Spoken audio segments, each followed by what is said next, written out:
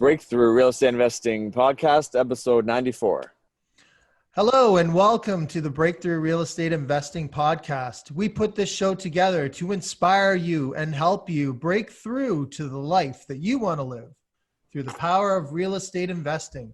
My name is Rob Brake, and here with me again is MRN, Mr. Sandy McKay. Yeah. Hey, Rob, how are you doing today? Good. How are you? I am awesome. Awesome. Why are you awesome? Why am I awesome? It's July in Canada. Weather's good. You know, we got a couple months to savor that and enjoy it. And we're here again talking real estate, so that's always fun. A couple great guests on standby here, ready to roll. And what else? Nothing to complain about. Well, that's good. Everyone who's listening should go over to our website, breakthroughreipodcast.ca, and there you can sign up for our information and our emails, and you will receive all of our updates and notifications when the shows come out, events that we have on the go, all kinds of stuff. So get over there and sign up for our list, as well as you can go and see all the information on the past guests that we've had there. You can click on their episodes and leave comments or get their info. If you want to reach out and talk to some of our great guests, like the ones we have on today, you can find all their information in the show notes over at our website, breakthroughreipodcast.ca. What else, Sandy? Well, they can pick up our free report there too, the ultimate strategy for building wealth through real estate. So they'll get that for free, and they'll get updates on everything we're doing and every episode as they come out. So that's right. I almost forgot about that. Yeah. No, we don't want to forget about that. That's valuable stuff. They can learn a lot with that. 100%. Yeah, they can. What else? What else? I don't know. What else? Did we talk about anything new on iTunes going on? Not yet. No? Okay. You can talk about that if you want to. Well, we got, of course, they should check us out on iTunes, leave us a review. Always appreciate those. I think we have, hundreds of reviews at this point. And that's really helped us attract some great guests, attract some great listeners. And we'd love to hear your feedback. Even after, 5.5 years into this, we're still reading every single review or note that goes on there about the show, and we'd love to hear more. Yeah, there hasn't been any in a while, but right now we've got 240 ratings, 214 5 stars, and the rest in the various other slots there. But there hasn't been one since May. So everybody, come on, get over there, give us a review, let us know what you think. So I think that's it, man. I don't want to talk too much. We've got ongoing projects. You've got ongoing projects. They're all going good. And, there's hiccups, but we get over them, and we'll talk to our guests about how they do the same. No hiccups. Come on. Everything's smooth. Well, I have some hiccups. Real estate's easy. Yeah. Is that right? No hiccups on your end? Nothing more than the usual, let's say. There's always some things. You know what? Let's see what you got. Go ahead. So hiccups, ongoing, city stuff, I guess, would be the biggest thing. And having to, when you do something with the city and they tell you what they want it this way, and then halfway through they want it a different way. And that's always an ongoing battle. It's fun and some things to overcome. Learn over time, obviously, right? And you learn how to navigate that. I always find that's challenging for newer people, just to, it's kind of left in awe of why one person would tell you to do it this way, and then the next one tells you, no, we need it this way, but then you want to do it the way the original guy said. Yeah, the biggest thing is to keep it cool in those situations, right? Because it does you absolutely no good whatsoever to lose it and say, what, one person told me this and now you're telling me that. You just got to nod and do what the current one is telling you. And that's tough. That's a lesson right there. It's tough. It's one of those things where you learn how to get through it quicker as you go. And then it's part of the, you have to have a little hiccups here and there and some failures to make it all worthwhile. Otherwise, everyone would do it and it would be easy money. Mm-hmm. Okay. So thanks for sharing that, Sandy. Today, we are very happy to have Melanie and Dave Dupuis on the show. Dupuis, right? Yes. Yes. They're going to share with us the way that they structured their deals, including how they pay zero down and actually receive checks when purchasing rental properties. So welcome, guys. Thanks for being here. Thank you so much for having us. Yeah, thanks for having us, guys. And welcome. And Melanie and Dave, they're experienced, successful, self-taught real estate investors, taking the multifamily by storm in beautiful North Bay, Ontario. And together they've founded Dupuis Properties and put their business plan into action. Their ultimate goal is to expand and grow the real estate portfolio to a point where their investments became prosperous enough for Melanie to leave her full-time employment. And she was actually able to do that before turning 40. So really exciting there. And their best year to date was when they impressively acquired 12 properties in less than 12 months. And now they own just under 100 doors. They published a book this year, which has already become a #1 best-selling book on Amazon. And the book is entitled Real Estate Investing Secrets, a no BS guide to creating wealth and freedom. So I'm sure we'll get into more about all that through the show here. And again, I'm really excited to have you guys here on the show. Thanks for being here. Very impressive. Thanks, guys. Thanks for being here. Thanks for the intro. North Bay. When do we tell people where North Bay is? Because I know we got listeners across the country that might not have heard of North Bay. Yeah, absolutely. So everyone knows Toronto. So we're about 3.5 hours north of Toronto. They just built a beautiful 4-lane highway, so we're just a hop skipping away from Toronto now. No traffic jams. Yeah, exactly. No. Was there traffic jams? Why did they build a 4-lane highway? Sounds excessive. Yeah, just ease. It's just Toronto used to be a 4-hour plus trip, and now with the 4 lanes, it's just beautiful, right? You go to Toronto, no problem. Go see a Jays game and go see the Leafs, go see the Raptors. So anyway, I'm super happy about it. Yeah, that's nice. Good, How many good. people live in North Bay? What's the population there? 52-ish in the city itself, and then there's surrounding. I think it's like 60 or 70 with the surrounding area. Don't quote me on that. Anyway, I know I know North Bay's 52. That's pretty much it. Okay, well, tell us a little bit about yourselves and how you got started in real estate investing. Sure. So when Dave and I met, we both already had a passion for real estate. I had purchased 2 rental properties, 2 duplexes. Dave had the one as well. And then we decided to continue to grow. So we made some short-term sacrifices.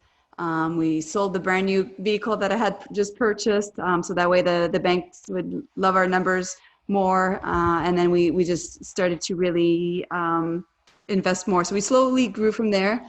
Our best year is when we purchased 12 in 12 months.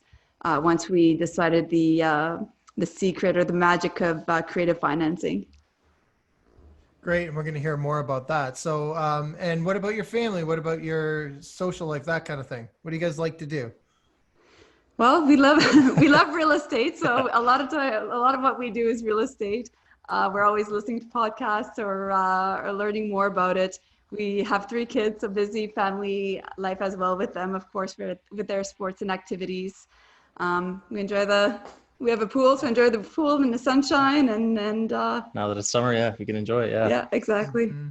Well, that's great. I just moved and I lost my pool. So now my wife is saying maybe we should start pricing them again. But, okay, great. Okay, so that's like a little bit how you got started. So once you got together, then where did it go from there? Just on a break it down sort of scale before the year where you guys did the 12.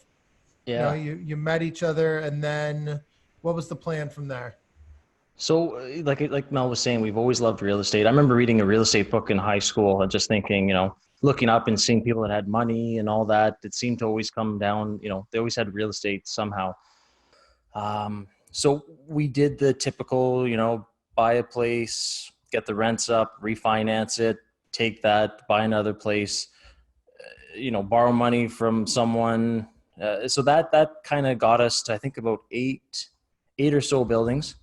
And then after that, 5 to 8, I forget now. But yeah, after that, we just hit a roadblock once again. And that's when people kept talking about creative financing and different, buzzwords. And the turning point was reading Rich Dad, Poor Dad by Robert Kiyosaki. And then the light switch literally turned on. And oh, you know, I can use different avenues. So that was kind of the big turning point, and that's where we became, you know, the 12 and 12. Okay, well, we're pretty excited to hear about that. So, what? So you guys find great properties. How do you? What do you look for in a good building? Let's start with that. Sure. Well, I guess the first thing is that we look at a lot of buildings. So it's certainly not, you know, just looking at one or two. We're always assessing buildings. We're always crunching numbers. You need to make sure that you know that the numbers make sense. So it's, first of all, for us, it's more about the numbers over what the building looks like. We are for sure always multifamily. We have a few houses, but overall our strategy is multifamily residences. It just number-wise, it makes sense. If you have a house and there's a vacancy, you're 100% vacant. If you have a 10-plex and there's vacancy, you're 90% full. So that makes sense to us for multifamily. And just, we always find, like Mel was saying, like we look at deals all the time. We don't put our eggs in one basket. So constantly looking at buildings and then getting to know the market, getting to know, you know, we always buy something that cash flows. I shouldn't say always, sorry. We buy buildings that cash flow from day one. Our bread and butter is really the underperforming ones. So, you know, find the building, it's already making money, go in, clean it up, TLC, a little bit of cosmetic, you know, different things like that, get the rents up, and then refinance it, and you've got money to do it again. So that's kind of our bread and butter. But yeah, and when I say always cash flow, because sometimes you find those bank repos where they're vacant, right? So obviously there is no cash flow from day one, but generally, yeah, we want something that cash flows from day one and that's underperforming. Mm-hmm. So you said you get the rents up. How? Take us through that. Do you find a creative way to, you know, get them to vacate so you can fix it up, or what? How do you do that? It depends on the situation. Sometimes they are already vacant because if it's a bank repo, for example, sometimes it's just as we know, of course, we can't just kick out anyone, and we're big rule followers, so we make sure to always, you know, do that. But if or when somebody does move, if there's potential, if the unit has old shaggy green carpet and old paint, then absolutely we'll send our crew in. We'll give it a facelift, new flooring, new paint, new windows, make it more attractive, and then we'll be able to, from there, get a better tenant likely and a better higher rent as well. Yeah, and the other thing too is sometimes we buy buildings, they're not fire retrofit, so we'll, you know, obviously we do that. We jump through all the legal hoops, so that way, you know, sometimes when people are, it could be parents that are coming down with their kids for school, they'll love that it's legal with the city, fire retrofit. Another way that we do it is we work with the tenants, right? So we've got a big marketing, presence in North Bay. So we market a lot, you know, ads on the radio saying, you know, we want to buy your building, ads on the radio saying we're pet friendly, billboards for property management, billboards for all sorts of stuff. So the presence that we have marketing is very important. So that allows us to demand a higher rent because we, you know, people know us and want to rent from us. The other thing too is with the tenants, because we have lots of units, we can say, hey, you know, we buy a building, guys, you seem like good tenants. Why don't we move you somewhere else so that we can refurbish this unit and, you know, rehab it? So that's something that's worked. Sometimes it's been, hey, let's make a deal. I'll update your unit, but then, you know, rent has to be X amount of dollars after to justify the renos. We've done it where, hey, what if we give you first and last back?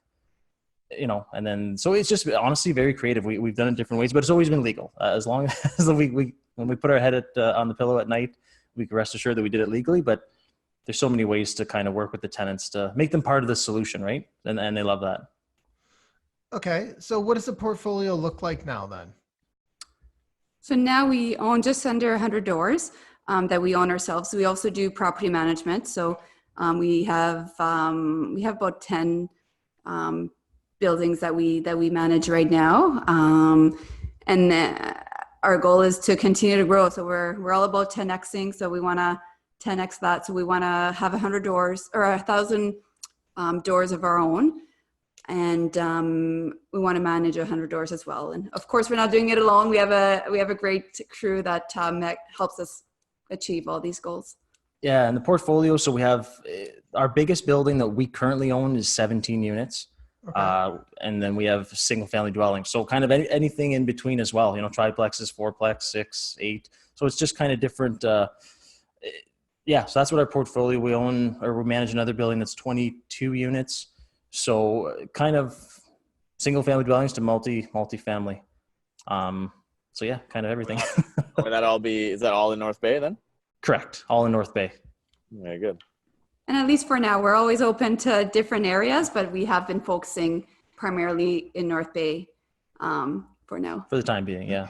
Yeah, and is it ever running any challenges with finding, like, it's not a huge city necessarily, but I guess there's just enough to be able to accomplish your goals in that there for now, or do you ever have any challenges finding inventory? Like you said, for now, finding inventory so far, no. We seem to be in that kind of that sweet spot where there's a lot of people that are at the tail end of their, real estate investing career. Their family doesn't want to take it over, so they're looking at kind of liquidating. So we've seen a lot of that of mom and pop landlords that just want to get out. The other thing too is because our cap rates are still very competitive, like our cap rates are between 8 and 11, let's say. Toronto is just so I'm thinking the property management. Fantastic. I know. So Toronto is starting, most of the buildings we manage are from Toronto people that, hey, I only can get a 4 cap rate. Why don't I bring my money to North Bay? And 8 and 11 sounds just very attractive to them. Well, it sounds attractive to anyone, right? Mm-hmm. With Dave kind of touched on this a bit earlier as well. We've been very, very aggressive with our marketing. We had radio ads saying, hey, we want to buy your property, call Dupuis Properties. So we have people calling us every day wanting to sell our building, wanting us to buy their building. Yeah. So we're always crunching numbers. We always have new leads, whether they are listed through an agent or privately. So we get the opportunity to look at a lot of deals, which of course helps us find the ones that are the right one, the cash flowing one, or the one with a lot of potential. It's funny because we get first dibs, and then sometimes, we'll do the cash flow analysis and it just doesn't work for us. And a week later you'll see it on MLS. So it's like, hey, we turned that, just kind of just a funny little perk. And that's through your marketing. Essentially you've done it. So I guess that's one of the perks of being in a size of a city like that. It'd be very challenging to get on radio stations in a Toronto or in a bigger market, right? Yes, for sure. So Exactly. Use what you have to your advantage, right? Exactly. Anything else you look for in a building before you purchase it? Any must-haves there that we haven't gone over here? Yeah, and yeah, like Melanie the legal with the city, the actual zoning, the usage. I know you can always do the change of usage and all that. And I know you were saying earlier that the city and hiccups and headaches. So we typically only do them if they're zoned properly and the usage is there, or so we don't have to do change of use. So that's kind of one of our, otherwise we negotiate into the price or we make it fall back on the seller. But so that's kind of a must. I always call the city, hey, I'm looking at this building. What's the zoning? What's the allowed use? And then fire retrofit. So those are kind of our, we have to know what it entails. Either it's done or, we know that X, Y, Z will need to be done in order to get it once we take possession. So those in my head are kind of musts other than cash flow and that. Yeah, it has to be a good building, has to be well structured. We're not necessarily always looking at, the sexy big 21-plex all brick that a lot of people go for. We look at sexy cash flow, but yet for the building that are still, again, legal with the city and has that nice, good structure where you're not going to have to spend $50,000 that you'll never get back putting into it. Yeah. How do you use debt then and other people's money? You talk about using that to acquire more great investment properties. What does that look like? How do you do that? So, and that's where the Rich Dad Poor Dad book by Kiyosaki was life changing. So basically just transforming the thought process of debt is not bad. Debt is good. Used properly, debt's your best friend. So basically it was just an OPM again, sorry, debt and OPM to me, they're hand in hand, but using the bank's money for everything. And it's, a couple of years ago it was basically free money, but it's still pretty good. So just highly leveraging, highly using it, and vendor takebacks. So what's been our kind of big thing is the vendor takebacks. So again, that when we came into that roadblock of of the, was it 5 or 8 buildings, the vendor take backs, you know, having the seller assist with creative financing, that was the game changer. So that using their money in order to help us with the down payments and financing, that's where, you know, the night and day, right? And I think having, once again, the business name behind it helped us sell. So why should somebody trust us with their money? We had already proven ourselves. We already had a lot of properties. We had a team helping us out with renovations.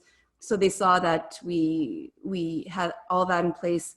And the second part is that we always ensured to have an exit strategy, which is where a lot of people sometimes, when they fail in real estate, is because they don't have an exit strategy. So having that in place, having a plan A, B, C, and D is an absolutely must.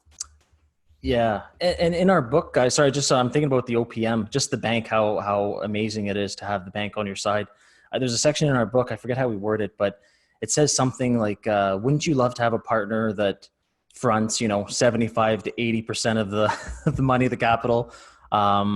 They let you do what you want day to day. They let you keep the cash flow. When you refinance, they let you keep the, you know, the lift, the appreciation. And then when you sell, they let you keep the profit you made. And it's, who is that partner? The bank. So just, and then that partner is also silent. So it's even better. There's no opinion. Yeah. There's no opinion. There's no fighting or arguing. So that is major.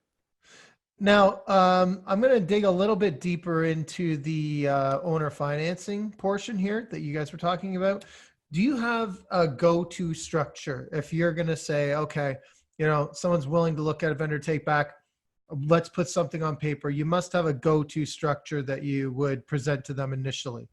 Is that too complicated to lay out for everybody, or No. And there's been a lot of different scenarios. Yeah, I was going to say, we do and we don't. I mean, a lot of it is listening to who we're dealing with, is trying to find out what's important to you. So some people want their money back in a year. Some people will say, hey, I don't want my money back for 5 years because of capital gains. Some people rather have higher interest rates. Some people rather get a monthly payment. So what's our formula for that is really to communicate with the silent partner and find out what's important to them. And we kind of customize based on their needs. And so some of the standard stuff that we ask for is, we'll do 25-year amortization, just because if you do shorter, just again, it keeps your payment lower, right? And most of them are okay with that. We'll negotiate if they want principal and interest or interest only, which I'd rather, you know, interest only. But again, just because it keeps the monthly payment low. The other thing is the interest rate has to be something where you can still cash flow. And it's really explaining to them, like, guys, you know, because we've gotten 3, 5, 6, you know, things like that. So we've gotten some at 3% for 5 years, which again is pretty much free money, right? Like it's beautiful. What was I going to say? The other thing is, you know, some people ask for 10, 12% and you say, okay, well, do you realize if I buy your building and if you're charging too high on the interest, you're kind of strangleholding the cash flow, which again jeopardizes the exit strategy, right? So it's really working with the seller, you know. It's we also asked that with the flexibility of being able to repay them at any time, because quite often, although we have a 5-year contract, we're able to repay them. So again, we work with a client. So if we have a client that say, hey, Mel, Dave, we don't want our money back for 5 years as much as possible, then we won't repay them necessarily, but we want to be able to repay as we go, of course. So we have a lot of clients that, you know, we've already done this and there's still 4 years remaining. And we said, hey, we have the cash, we want to pay you back. Are you fine with that? They said, absolutely. So boom, pay them back. So having that as a clause as well as part of your arrangements with them, I would highly recommend, because it gives you that flexibility. Yeah. That's great. Go ahead. No, so I'm just saying more. Go ahead. Yeah. Yeah, no. And one of the selling points, guys, like Mel was saying, the capital, and we're not lawyers or accountants, so don't take us, but one of the selling points is, you know, if you sell a building in its entirety today, you're getting hit with capital gains in this year, right? Whereas if you help us with creative financing, you know, you'll get hit with 80% of it. And then if you want to spread the other 20% that you're helping us with, Now you can spread it over, I think it's 5 years maximum. So it's a win-win, right? Like the seller does it for a reason as well, right? So they're not just, doing it from the bottom of their heart. They're also, well, I'm sure some of them do, but they get to spread that capital gain, spread the love. So you need to know if you're starting off, or if you want to go that route and you don't know how it works yet, you need to make sure to be educated on it, read about it, do your research so you can speak smartly about it, B, be able to explain it, and C, being able to more or less sales pitch it, because they are buying into what's in it for, why should somebody do that other than just have us sell their house? So there are benefits, and you need to make sure to communicate that with the seller. Mm-hmm. I think this is one of those unknown things where people do want, they want to know, and it's the same as a joint venture partnership, in my opinion, in that you're trying to help out the other person. You're seeing what they need and what you can offer, and then coming up with a structure that works for everybody. It's not necessarily, this is how I do it, and if you don't agree with that, then we'll move on, because that's, it never works out that way. Exactly, 100%. And the nice thing about that as well is that once you do that, a lot of real estate investors have a lot more than one property. Guess who they're going to call for the next time they have a place to sell, if you made it a win-win situation. Mm-hmm. Yeah. Mm-hmm. Yeah, it's awesome. Because it's some insight. A lot of people, we haven't had a lot of people on actually talking about vendor take back. So that's cool that they can make that work out. Yeah, A lot of your deals. What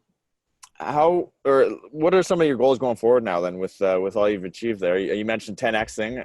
Is that a Grant Cardone thing? I suppose. Yeah, so that's certainly where we heard it from, the 10X, and that's how we set our goals. So I'll kind of backtrack. When I was younger, and I was working full time, I had set a goal that my first initial goal was that I wanted 10 properties by the time I was 40. And at that time, it seemed like a pipe dream. It didn't seem flexible, or it didn't seem feasible at all. And before I was 40, I think we had 21 properties, 22 properties. So it was kind of a reality check for myself that I way underestimated my own capabilities. So once we started to listen to Grant Cardone with the 10X's, set your goals 10 times bigger. Even if we don't get there, it's still going to be way closer to what it was than underestimating myself, as I kind of did. So now our goal is 10X. So we want to have that 1,000 doors that we own. And we gave ourselves 5 years. 5 years, yeah. So we're crushing every day.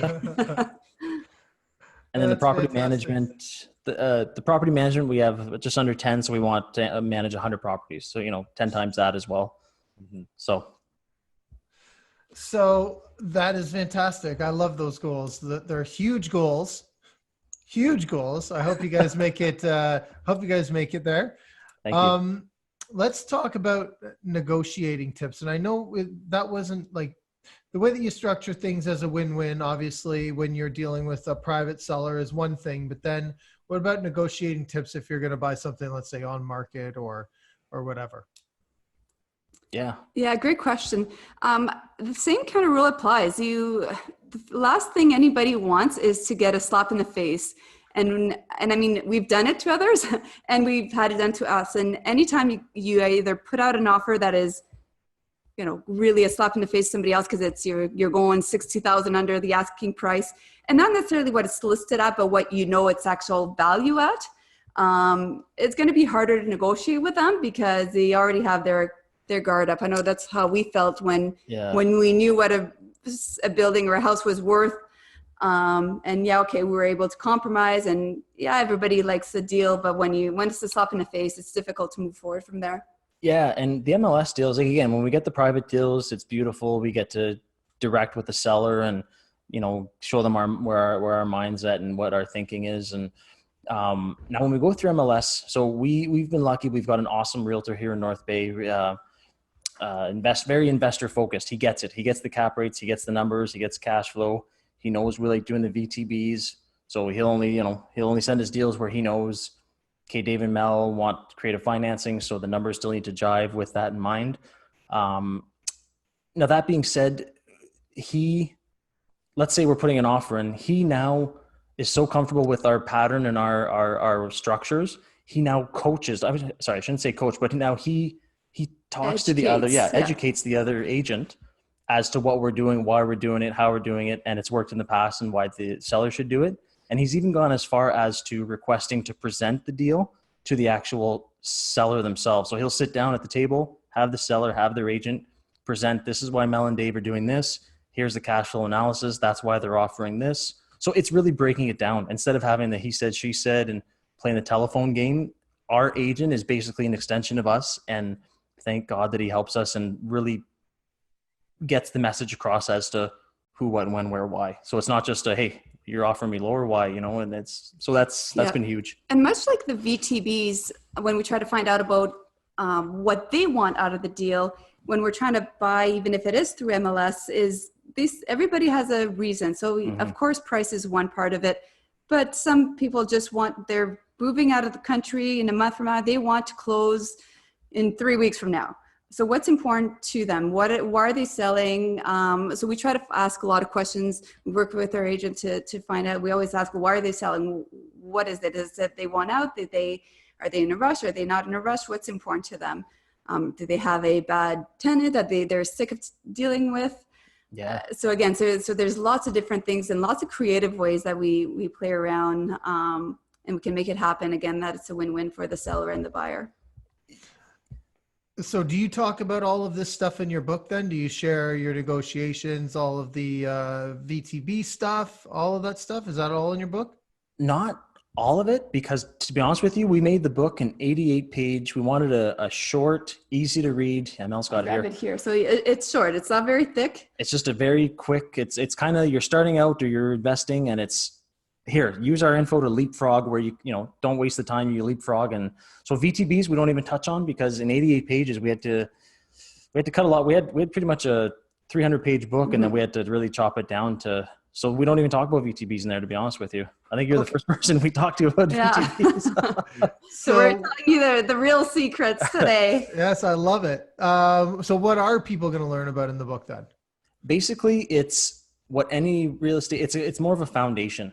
You know, when it's kind of ins and out, quick and dirty, what every real estate investor, like I basically, we wrote the book. I wish I had that book when I was starting out. It would save me mistakes, would have saved me some time and probably some money. Exactly. So we do talk about finding the cash flow, or cash cows, we call them. How do we find them? How did we go about it? We talk about win-win negotiations and what that looks like. We talk about building a team. We talk about marketing, tenant goal setting. So we do have, so it's kind of an overlook of everything that's important. Basically, you can read the book in less than 4 hours. You read the book, you're ready to start. And then from there, you're able to continue to educate yourself, because of course, one book is never enough. No. There's so much. I mean, we have the years of experience. You have to do it. We work with mentors as well, which is something we always recommend and talk about that in our book as well.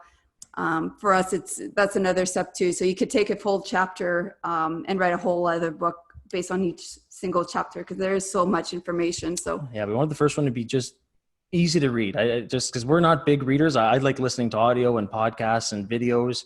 So I wanted to write the book for someone who's kind of like us, you know, pick it up, and then once you put it down, you've read the entire thing.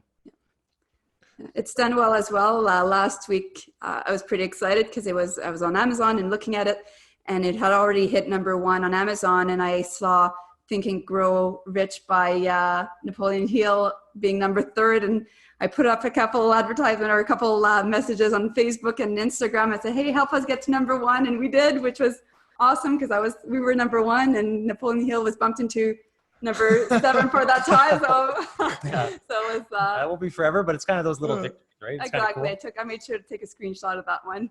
Yeah, that's a good one to take a screenshot of. What's the book called again? Real Estate Investing Secrets, an OBS guide to creating wealth and freedom. Great. Okay. Awesome. So everyone go to Amazon and buy that. Awesome. Thanks. Help keep it *1. Napoleon Hill is a tough one to overcome for forever. So yeah, absolutely. It's a great book. Yeah, exactly. Yeah. What are let's talk a little bit about the management side of it, the property management. What are some common myths about being a landlord and managing properties? Everyone just, like, we hear it so many times. It's always about the plunging toilets. Everyone's obsessed about plunging toilets. Yes. Honestly, it's not that big of a no, the plunging toilets isn't a big piece of it. The 2 a.m. toilet backups are few and far between. But those are mostly the fears. The other thing is bad tenants, non-payment of rent, which again does happen. However, kind of like we say in the book, that should definitely not be a roadblock. Just have processes in place and just, it's like your car. When your car is empty, you fill it up. If you have a flat tire, just deal with that's basically in our book, just deal with it. So I can see it being very similar to what you just said. So someone that might say, well, I don't know everything about real estate investing. Why the heck am I going to go and buy a house and have to deal with all these issues? It's the same thing with a car. Ask how many people know how to fix their car if it breaks. Like you said, even change a tire. They're not doing it themselves. They're going to call someone on the side of the road and they're going to come and get it fixed. And then 2 or 3 days later, they're going to forget all about it. Exactly. So exactly. That's a good simile there. Yeah. And the more you grow, ironically, it almost gets easier, because when we first started, we had to be more hands on, of course, because we didn't have the cash flow coming in. So, I cleaned the toilets and we did the dump runs and all that kind of stuff. But then as we grew with the cash flow coming in, then we could afford to outsource more. So now we have a property manager that does the viewing for us. We have a team that fixes the toilets. We don't have to worry about that kind of stuff. So we can different problems now. Exactly. So different problems, but again, we're focusing on what we love. They can focus on what they enjoy doing, which is the repairs and maintenance. So there's room for that growth where you can really be hands off, where we are finally now. That was one of our goals, was to be more hands off with the actual general day-to-day maintenance. So we still look at it, we still pay attention for sure, but we're not the ones fixing or cleaning or doing the dump runs when we do have a bad tenant. Mm-hmm. I mean, depending on where someone's at too, that can be from day one, right? They could hire a property management service from day one and never have to think about it. Yeah, and actually, and that's a great point. We have a lot of people that purchased their first property and they hired us. We in our team, we manage it, and they're, some of them are in Saskatchewan, some of them are in Vancouver, some of them are in Toronto, and they're 100% hands off. So they just truly passive, right? Exactly. So they collect their paycheck and away they go. Yeah. And I mean, look at it this way. It would be very, very difficult for you guys to plunge 1,000 toilets. If you guys reach your goal, right? Yes, exactly. Yes. Not if, it's when. When, yeah, that's right. No stopping. When, sorry. Yeah. That was a slip of the tongue. You'll have to do a before and after clip in 5 years from now of when we set our goals and when we achieved it. So. Well, hopefully this podcast will help you guys grow a little bit more too. And I mean, I'm liking what I'm hearing, because honestly, there is no such thing as a 10 cap in this area. Just that's half. Basically, you're looking at maybe half if you're lucky. Yeah. So just hearing numbers like that is very, very appealing to me, as well, I'm sure, as everyone else listening. Well, what are another couple? We'll give you a quick spot here on North Bay. Why would someone invest there aside from the awesome cap rates? Where cap rates are great, right? But then everyone's question is, well, what's the growth and what's happening there that is gonna, we're gonna get any appreciation on that, right? Absolutely, great question. North Bay, like I said, we're just a hop, skipping away from Toronto, so that's attractive to a lot of people. There's 2 big lakes here. It's mostly a government town. The schools, there's a college and university that brings in a lot of tenants. The vacancy rate is very low. I think it's 3%, let's say 2 to 3%. For our properties and our managed properties, it's basically 0% vacancy. So people are begging, we're midway through the month and people are still, Dave, I need a place yesterday. So it's just the vacancy rates are rock bottom.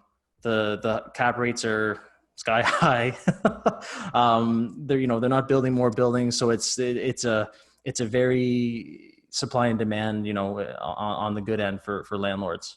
So it's just a very attractive market. It's a good place to live, and I guess I'm biased.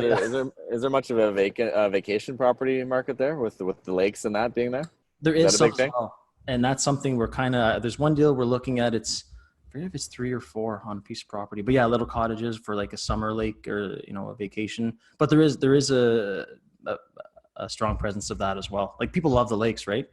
So, and there's 2 of them, you know, you're 5 minutes from lake to lake. So it's kind of a unique, what do they call it? The gateway of the North, you know, you can, anyway, it's a nice community. People love it as well because it is small, big enough that you may not know everyone, but small enough that you kind of know everyone or you've heard the name. So everyone helps out each other, you know, when something, if you hear of somebody in town having any kind of difficulty, you'll just hear you'll just see a bunch of strangers getting together and helping out. So that's really nice. The one thing I just heard a couple months ago, and it's funny because they just opened a Starbucks here and it's the first Starbucks, you know, and someone had said, stop doing all the math or stop doing all the research. Just look where they're building Starbucks because they have teams and teams and teams that do market analysis and, you know, all that. So it's funny because Starbucks just opened about a month or 2 ago. So obviously if it's good enough for Starbucks, yeah, exactly. you know, so it's just that I kind of laughed when I saw it open up. I'm like, oh, there you go. I guess the market's doing well. Yeah, that's a good point. Yeah, enough said. Starbucks is there. It's good. It's a good sign. There you go. No more research. Yeah, you're like, hey, there's Starbucks everywhere, but to us, yeah, we got one now. Exactly. Awesome. What do you think, guys, is the biggest thing that would hold somebody back from real estate investing? Yeah. Excuses.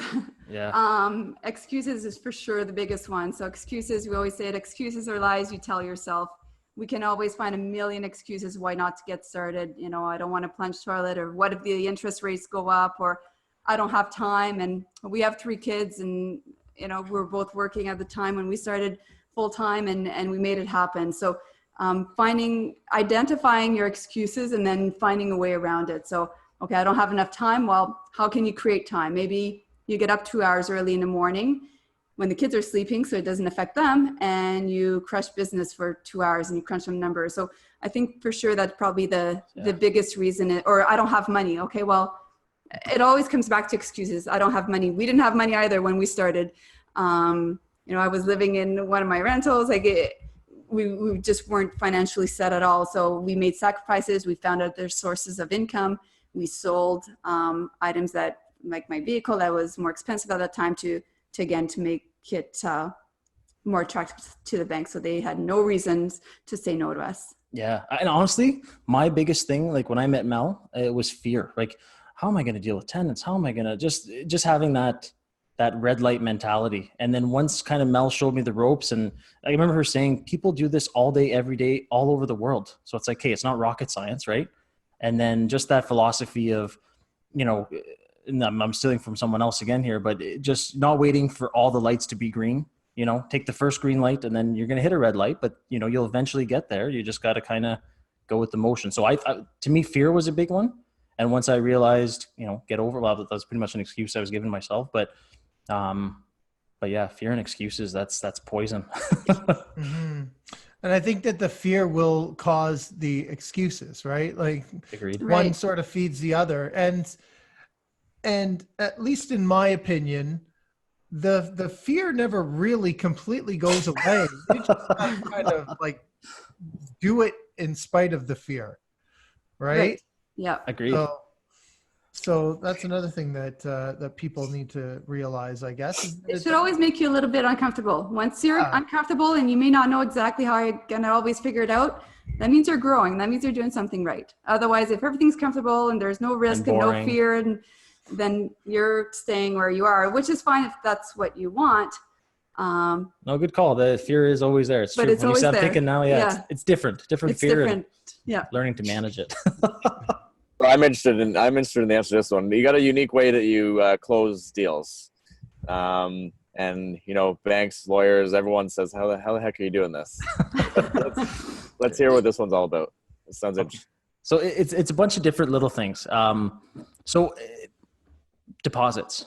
I have a hard time with deposits. You're interested in the building, you put a deposit down, and then, you know, either you get the building or not, and then you get the deposit back. So we've always said, because we always have, like right now, we closed one, we have 3 at the bank, and we have another 3 or 4. Like we always have a bunch of deals on the go. So if I have to put down $10,000 or $5,000 on every accepted offer I have, it's tying capital for nothing, right? And if I walk away from the deal, that's my philosophy with deposits. I just don't see.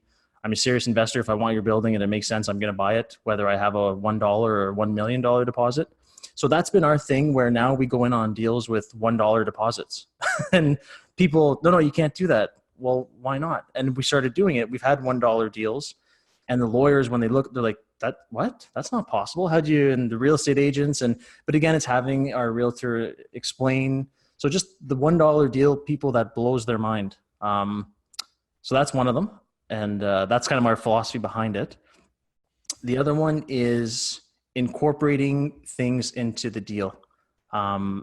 So on closing, making sure that you get sometimes like when we have those vendor take back deals, we get last month's rent. So basically, think of a building. You basically went in zero down. You've negotiated maybe them covering some legal expenses or the land transfer. So basically, you're literally going in zero down, and then last month's rent comes back to the buyer. So the lawyer's literally cutting you a check for last month's rent. So that's, again, the lawyer's like, how are you getting money when you buy a building? Upon closing. Upon closing. Yeah.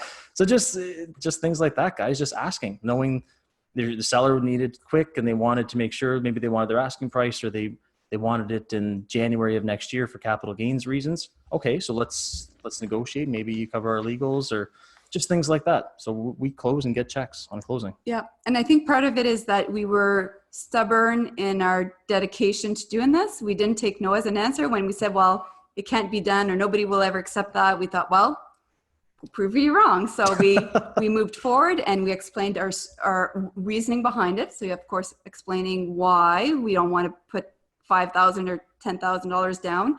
I think, of course, again, it always goes back to reputation. People know that we're serious buyers, so they know that, hey, if the Dupuis are going to put down, if they're putting down an offer, they're serious.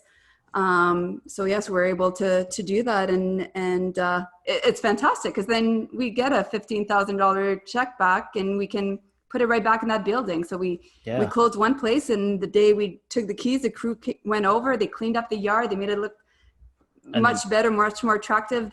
The residents of North Bay, we get stopped on the street all the time saying, thank you for doing that. Thanks for cleaning up North Bay. So it's a win-win. Instead of, again, that $15,000 of deposit would have just been money gone, right? Money gone. And it's not like we're taking that closing money and going to Vegas. It's going back in the building anyway. It's just, it's on a mortgage instead, which we all know anyway. So that's kind of our philosophy. Yeah.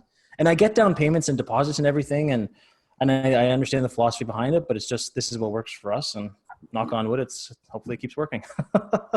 Oh, that's fantastic. I love hearing stories like that too.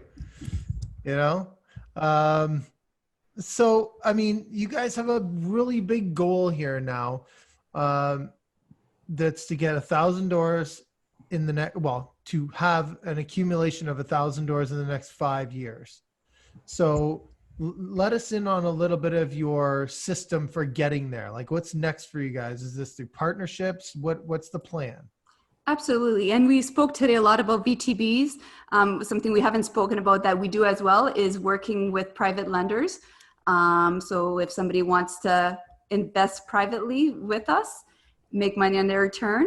So we buy a property, and we speak with them. We make it a win-win situation. They make money on their money. We pay them back in a year or 5 years or whatever, how long they want to do that. Yeah. We do it sometimes where somebody has RSPs and they're making minimal return on their investment. They can invest it with us and hold even second mortgage on because with RSPs you have to. So we have a way that we can take their RSPs, they can hold mortgage, so they have a sense of a bit more security, and again, make more money than they ever would in their RSPs. So those kind of things for sure helps. And then we've been asked more and more, we're being asked to do presentations, we're being asked to do podcasts. So Public just getting speaking. out, exactly, public speaking. So that's kind of the next route where we're working with somebody who has tremendous amount of skills with that to help us. It's not our specialty, but to help us get to the next level with that as well. Yeah. And just the OPM, just touch on Mel. So we'll have other investors that will say, hey, Dave and Mel, so it doesn't always have to be the owner. It doesn't always have to be a vendor take back. Someone has 50, 80, 100K and they say, I want to invest with you. So we'll take that. We'll use that as a down payment, legal, land transfer, some renovations. So basically, again, the zero down deal. We've used OPM. And then we do what we do, flip to self, get the rents up, get the appraisal up, refinance the building, pay the investor back.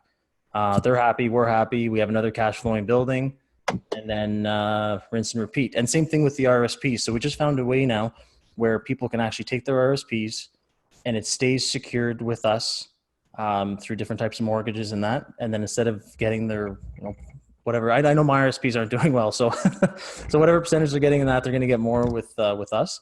And they're taking their secured funds and doing different real estate deals with us. So it's pretty neat. That's another game changer, right? Is people's RSP money that's sitting there, they can now buy real estate with it basically through us. So yeah, that's how we're going to try and get to the 1,000 doors. And just awesome. For example, yeah, we've got big deals. Like right now we've got one deal under contract that's just under 40 doors. Mm-hmm. And the other one is 12. So right there's what, 62 doors more. So, hey, we're chugging along. So keep finding. Yeah, that's the thing. We never just have never ever have just one deal in the works. So we always have multiple deals because the reality is they're not all going to come to fruition. So we're always crushing numbers. We're always looking at building. We always have a few at the banks. Because sometimes it's not about us. The bank might not approve the actual building for whatever reason. Yeah. So we always have a lot of deals in work. So out of the 10 that we currently are working on, whether 2 or 10 of them come to fruition, then we're set. We're laughing. And by the time those one happens, we're gonna have another 10, 15 on the work. So that's kind of how we are gonna get to that 1,000, is to always be working on it and never putting our eggs all in one basket. Yeah. Oh, that awesome. That's awesome, guys. Sandy, any more questions for these guys? Something? Well, no, I think that's just awesome. I think that's exciting. How are you going to get there? I think that's a really great point at the end, having multiple deals, multiple opportunities at once. Because I experienced the same. Not everything's going to work out, and if you're all eggs in one basket, then you're stuck starting from scratch again on the next one when it comes up. So. Great point there at the end. And obviously you're going to do some big things over the next few years and hit all your goals. And if someone wants to get in touch with you then to be involved in one of these win-win situations, invest with you or whatever that looks like, how can they get in touch with you? Yes, we have our website, dupuisproperties.com. It's DUPUIS properties.com. We're also on Instagram, investorcouple_Mel_Dave. Facebook as well, investorcouple_M_Dave. So reach out, call us. We love talking real estate. So anytime, whether it's for investing or you want to know more about North Bay or you have some money that you want to put to work, then call us and we'll chat. And also just email welcomehome@dupuisproperties.com. And the properties is IES. That's, some people get caught up on that. But anyway, reach out to us. Yeah. Okay. Hey guys, send us all of those links and we'll be sure to put them in the show notes for you. Awesome. And that way people can connect with you whatever way that they want to now. Perfect. So, that's awesome. That's fantastic. And thanks again, guys, for sharing all of this. There's been a lot of stuff here. So I especially enjoyed hearing about the vendor take back stuff. That's cool. It's something that I think a lot of people are interested in. So that was great. Really appreciate everything you shared with us. Great speaking with you. Yeah. Both. Thanks, Rob. Thanks, Sandy. Appreciate it. Right back at you guys. Awesome. Okay, Sandy, how can people get in touch with you? 289-389-6846 or info@mckayrealtynetwork.com. And you can reach me at 289-927-0464. If anyone's looking for student rentals in the Peterborough area or duplexes in Durham region, give me a call. And that's it, guys. Thanks a lot for listening, and we'll see you next time. Awesome. Thank you. Bye. Bye. Bye.